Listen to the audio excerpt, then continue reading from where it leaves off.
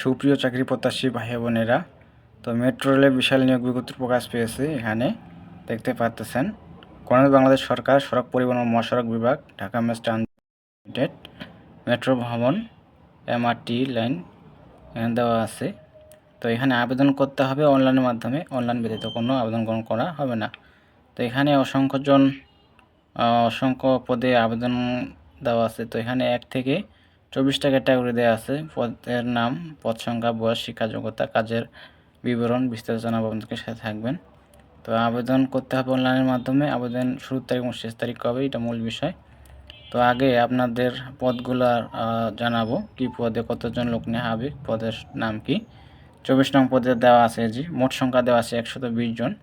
তো 120 জন লোক নেওয়া হবে। তো এখানে আবেদন করতে হবে অনলাইনের মাধ্যমে। তো এখানে দেওয়া আছে 24 নং পদে সেমি ফিল্ড ড্রাইভার, এখানে একজন লোক নেওয়া হবে, সর্বোচ্চ 32 বছর। জাতীয় বেতন স্কেল দেওয়া হবে 21,390।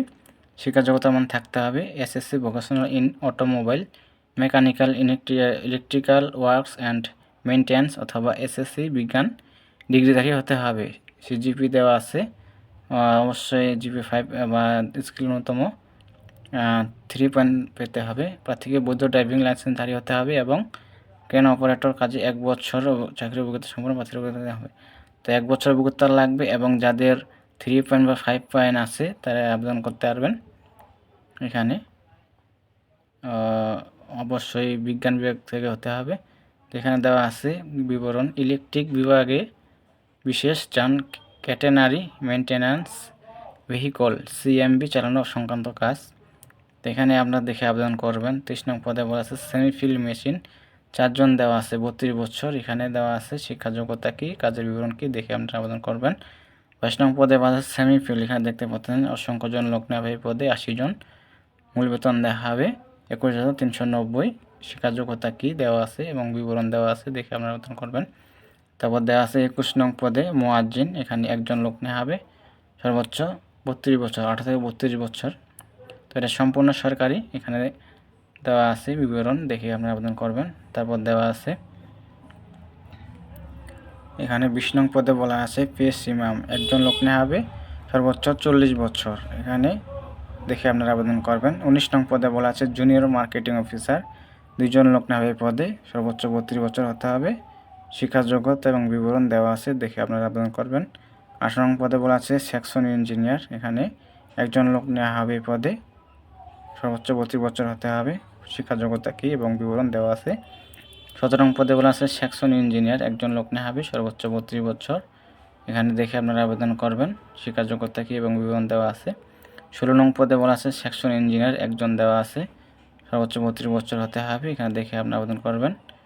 তো 15 নং পদে বলা আছে সেকশন ইঞ্জিনিয়ার, একজন লোক নেওয়া হবে, বেতন দেওয়া হবে 36,800।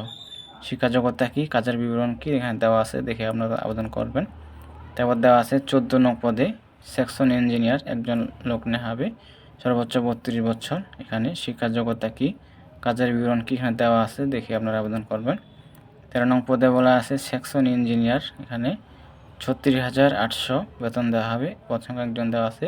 তো শিক্ষা যোগ্যতা কী, এখানে কাজের সংক্ষিপ্ত বিবরণ দেওয়া আছে, দেখে আপনারা আবেদন করবেন। তারপর দেওয়া আছে 12 নং পদ সেকশন ইঞ্জিনিয়ার, একজন দেওয়া আছে, এখানে দেখে আপনি আবেদন করবেন। তারপর 11 নং পদে বলা আছে সেকশন ইঞ্জিনিয়ার একজন। 10 নং পদে বলা আছে section engineer signalling and telecommunication, 6 জন লোক নেওয়া হবে পদে। শিক্ষা যোগ্যতা কী, এখানে দেখে আপনারা আবেদন করবেন, এই যে বিবরণ দেওয়া আছে। তারপর 9 নং পদে বলা আছে সেকশন ইঞ্জিনিয়ার ইলেকট্রিক, 5 জন দেওয়া আছে, এখানে দেখে আপনারা আবেদন করবেন। 8 নং পদে বলা আছে অর্থ সহকারী, এখানে একজন লোক নেওয়া হবে, মূল বেতন দেওয়া হবে 21,390।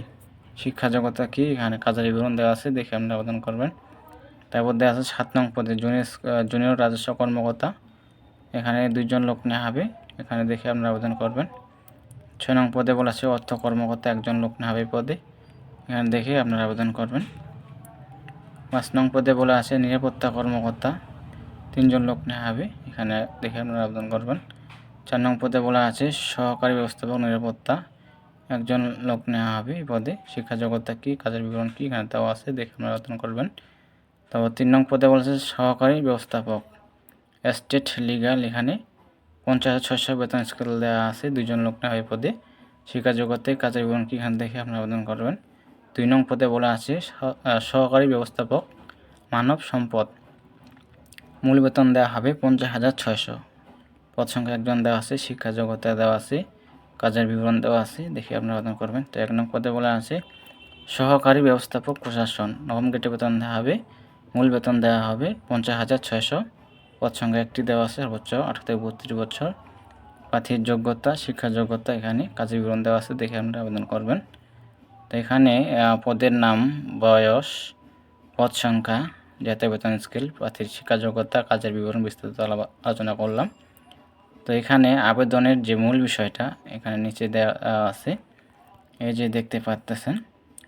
তো যাদের বয়স 18 থেকে 32 বছর, এই যে দেখতে পাচ্ছেন, যাদের বয়স 18 থেকে 32 বছর তারা আবেদন করতে পারবেন।